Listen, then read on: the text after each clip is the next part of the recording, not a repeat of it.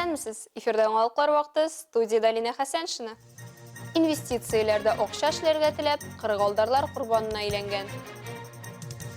Татнефть Music арт мәдәни проекты музыкага ашыктыра. Идел буе шаяннар һәм тапкырлар клубы үзәк лигасының ярым финалында катнашучылар билгеләнде. 12 апрель көнне Әлмәт районында 2 янгын теркәлә. Беренчесе югары мактамада. Ут 64 квадрат метр мәйданлы йортны юкка чыгара. Бәхеткә үлүчеләр юк. Янгын сәбәбе ачыклана. Тойсуган авылында да янгын чыга һәм 200 квадрат метр мәйданда 2 гараж һәм 2 сарай юкка чыга. Зыян күрүчеләр булмый. Әмма 11 апрельдә Камы Исмәгыйль авылында чыккан янгын нәтиҗәсендә бер кеше һәлак була.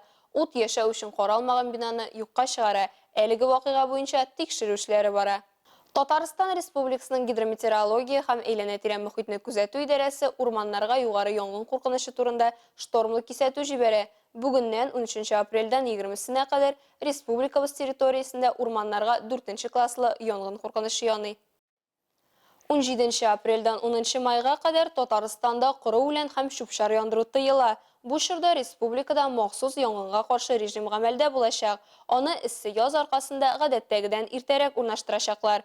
Шулай ук 17 апрельдән 10 майга кадәр торак пунктларда, шулай ук урман участоклары белән чиктәш бакчачылык һәм бакчачылык ширкәтләрендә ачык утта, учакларда, мангалларда ризык әзерләү тыела. Татарстанда 26 марттан 393 ландшафт янгыны булган. Быел иртә яз республикада янгыннар санының кискен артуына сәбәпче булган. Социаль шелтәрләрдә язмалар һәм онлайн реклама баннерлары еш кына тиз һәм бик югары керем вәгъдә итә. Аларның максаты кешеләрне мошенниклык сайтларына җәлеп итү, анда акчаны кыйммәтле кәгазьләргә, инвестицияләргә һәм башка мәйданчыкларга караганда күбрәк табыш алырга мөмкинлек.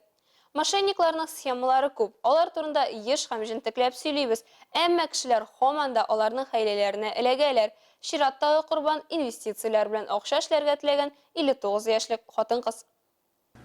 Зыян күрүче сүзләренчә, инвесторларны ул үз социаль шелтәрләрендә таба һәм күрсәтелгән телефон аша элемтәгә керә. Телефонны күтәргән ир-ат үзен брокерлык операцияләрен озата бару буенча хезмәтләр күрсәтүче инвестиция компаниясе консультанты дип таныштыра. Телефоннан сөйләшү барышында белгеч хатын-кызны озак вакытлы инвестицияләргә керергә, мәйданчык булдырырга, 10 000 сум акча кертергә һәм аларны сатырга тырышырга күндерә. Мошенник аларның сайтында ничек теркәлергә, акча кертү һәм валюта базарында валюта сатып алып, сату белән кыска вакытлы инвестицияләр белән акча эшли башлау өчен электрон крипто кошелекка кушымтасын ясауны җентекләп аңлата.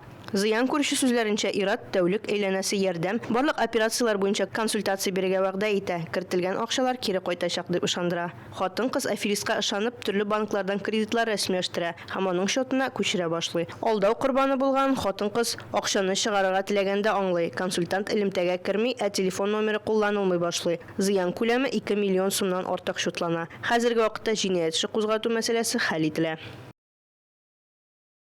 Космонавтика көне уңаеннан яшь бөгелмәлеләргә Россия Федерациясе гражданнары паспортлары тапшырдылар.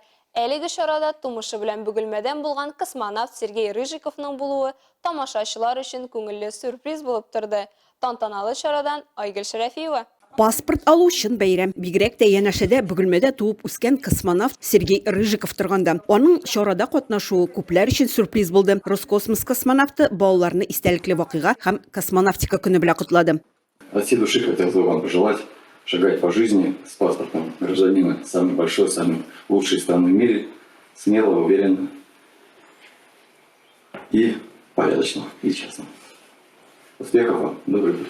13 кыз һәм малайга тантаналы рәвештә Россия Федерациясе гражданины паспортлары тапшырылды. Алар арасында иң актив балалар, бу спортчылар, яшь талантлар, җәмәгатьчеләр, олимпиада җиңүчеләре. 6 мәктәп укучысы Вера Брагина шуларның берсе. 7 еллык стажы булган хоккейчы кыз паспорт алуны олы тормышка беренче адым дип әйтә. Я чувствую то, что я становлюсь старше, ответственнее, то есть сама должна уже за свои поступки все отвечать. Чарада аларның әти-әниләре дә катнашты. Балалар кебек үк борчылды, дулкынланды.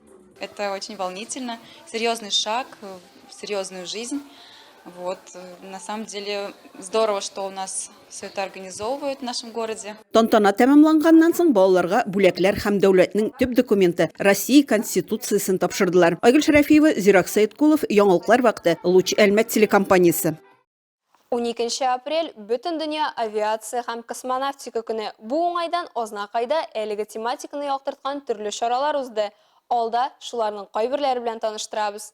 Йолдызларга таба. Азнакай төбәкне өйрәнү музеенда шул исем астында күңелле очрашу узды. Анда радио элемтә түгәрәге җитәкчесе Ринат Вәлиев та чакырылы иде.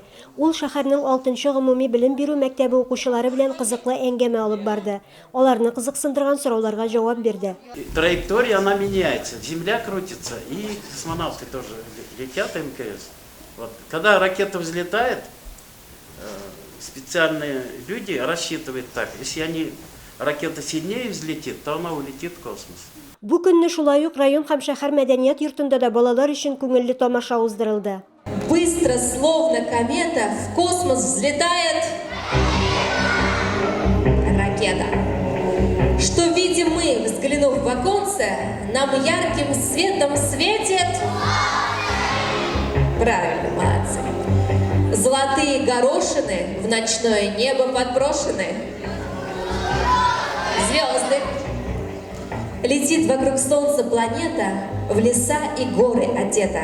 Мелькают моря и поля, зовется она Земля. Укучылар космос серләренә төшенеп, күңелле чыгышлар карап, рәхәтләнеп ял иттеләр. Араларында радио элемтә түгәрәгенә йөреп, космонавтлар белән элемтәгә чыккан балалар да бар иде. Сүз уңаеннан азнакайлылар ачык космос белән элемтәгә инде 11 тапкыр чыктылар. Яшь радио элемтәчеләргә сәхнә түреннән дипломнар, бүләкләр тапшырылды. Вот это исторический день, день космонавтики, стоите на этой сцене. Вас поздравляем, оставайтесь такими же активными, космическими. Илмира Шәрифуллина, Рөстәм Әкбаров, Яңалыклар вакыты, Луч Әлмәт телекомпаниясе. Колабызның 57-нче номерлы Соловушка балалар бакчасында правила дорожные детям знать положено чарасы узды. Балалар төрле юлда барлыкка килә торган ситуацияләрне сәхнәләштерде һәм үзләре үк бәяләде. Азактан яктылык кайтаргыч элементлар таратылды. Балалар травматизмы статистикасы белән таныштырдылар. Юл йөрү кагыйдәләрен искә төшерделәр һәм әти-әниләрне урамда һәм юлда үз-үзеңне тотышның үрнәге булырга өндәделәр.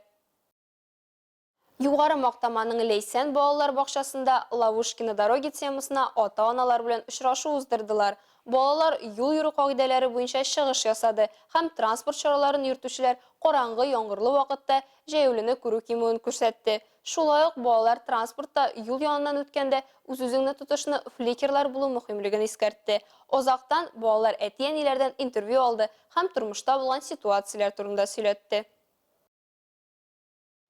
Колабызның туган якны өйрәнү музеенда милли мәдәниятләр һәм гореф-гадәтләр елы кысаларында музейлар тыкрыгы проектының чираттагы чарасы узды.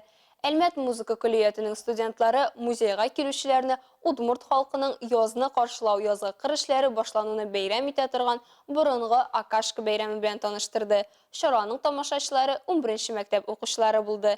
Балалар милли уен-биюләрдә катнашты, милли Удмурт көйләрен ишетә алды.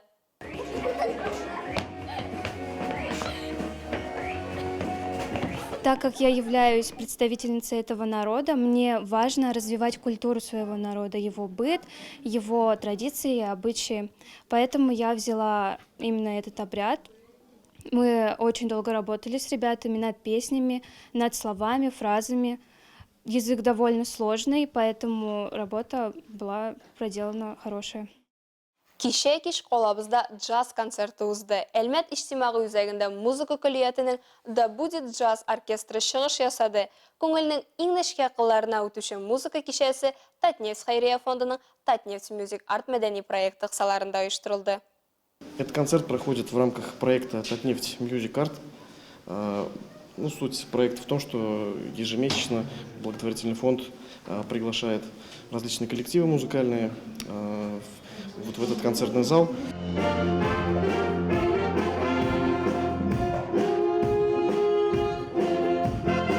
Татнефть Music Art Әлмәт иҗтимагый үзәгендә узучы концертлар циклы. Алар Татнефть хәйрия фонды ярдәмендә уза һәм берәүләрне музыкага гашыктыра, икенчеләрдә һөнәри музыкант булу теләген уята. Мы сегодня с ребятами постараемся показать нашим зрителям то, на что мы годимся, то, что мы можем, и постараемся сделать концерт очень крутым и понравится.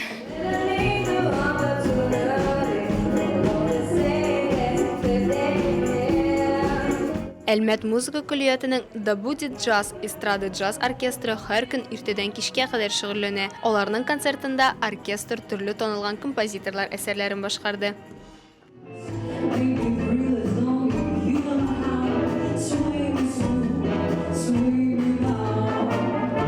Сәхнәдә Алексей Волков, Светлана Малюткина һәм тагын 5 гүзәл зат чыгыш ясады. Татнефть Music Art проекты кысаларында узачак киләсе чара инде камера оркестры концерты булачак.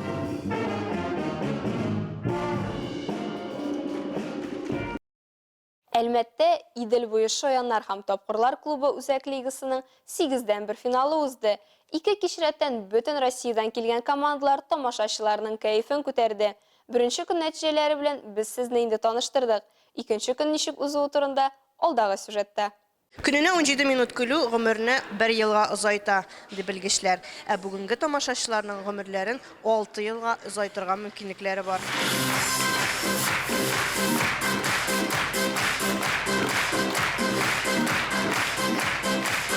Икенче ел Әлмәт шәһәре иң шаян исеменә лаеклар сынауларына шаһит була. Нефтче мәдәният йортының тулы залы финалга чыгу өчен 7 команданың көрәшенә җыелган.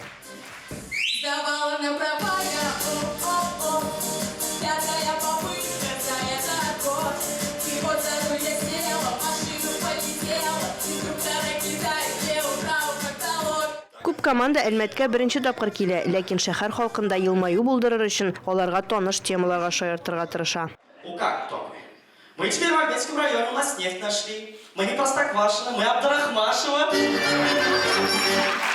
Һәр команда үзенчәлекле, кемдер шаяртуларга, кемдер костюмнарга басым ясаган. Соңгылар санына Метод Сальве командасы да керә. Алар башкорт сода компаниясын тәкъдим итәләр, шуңа күрә үзләре белән сода алып килгәннәр. Знакомьтесь, это Паша, самый неадекватный работник нашего завода.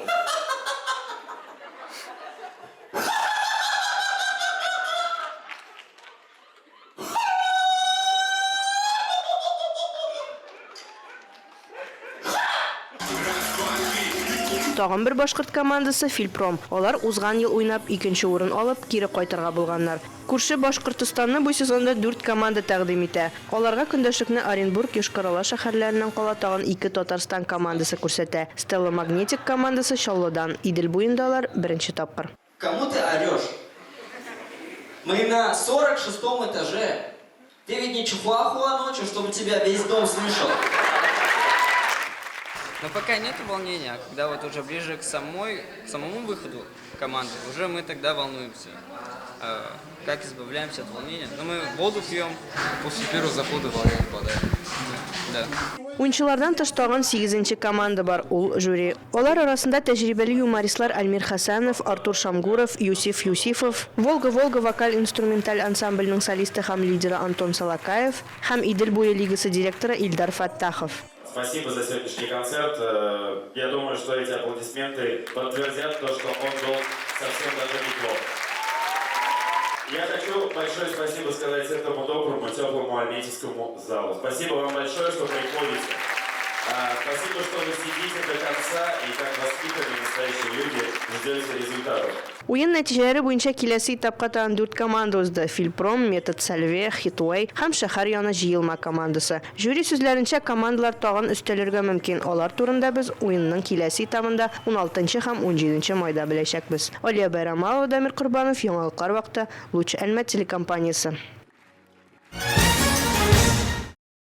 Әлегә шулар, мин Лина Хәсән, монтаж операторы Алия Байрамова, сезнең белән сау булашабыз. Исәнмин булыгыз.